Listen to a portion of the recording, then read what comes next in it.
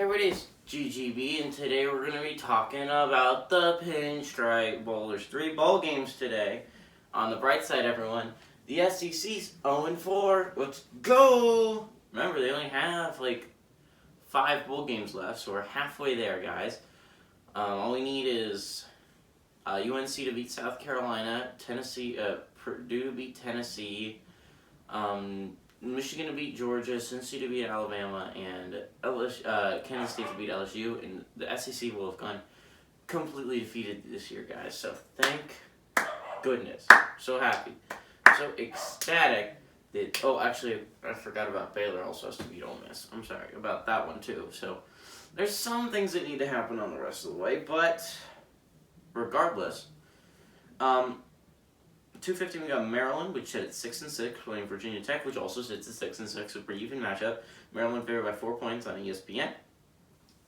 Taulia Tagovailoa this year went 308 of 450, threw for 68.4% completion percentage, 3,595 yards, 24 touchdowns, and 11 interceptions. And overall, I feel like most Maryland fans would agree this was a really good year for the Maryland program. Sure, they only went 6-6. But you can see the promise that Taulia Tagovailoa has with this program. And let's be honest, they had a very tough schedule, so going 6-6 is quite a feat in all intents and purposes. It was quite impressive. Tayon Fleet Davis on the ground had 120 carries for 664 yards and 8 touchdowns. Not the best ground game, but Rayton Jarrett, and it had 56 catches for 769 yards and 5 touchdowns. Braxton Burmeister. It's all Burgermeister Meisterburger. Went 142 of 255 for 55.7% completion percentage for 1,960 yards, 14 touchdowns, 4 interceptions. Through the air, that's the Hokies quarterback. I mean, I had a lot of hopes for the Hokies coming into the year. Raheem Blackshear and having 121 carries for 714 yards, 6 touchdowns. Trey Turner had 40 catches for 675 yards and 3 touchdowns. So I like to talk about both these programs. I'm really impressed with Maryland. Maryland, a 6-6 record is like an improvement at a Maryland school. Normally they're not bowl eligible. The fact that they made it to a bowl is rather impressive for the Terrapins, so I got to tip my cap to them. Virginia Tech was somewhat of a disappointment. They started off the season so well. They beat a top 10 UNC team.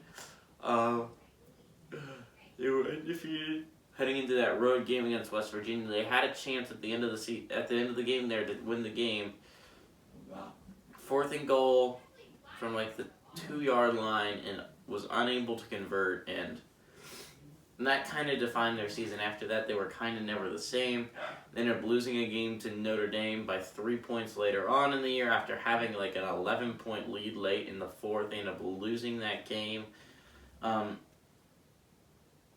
And it was just all downhill from there for Virginia Tech. Luckily, they were able to beat their rival, Virginia, so that's the one bright side you can take away from the Hokie season this year.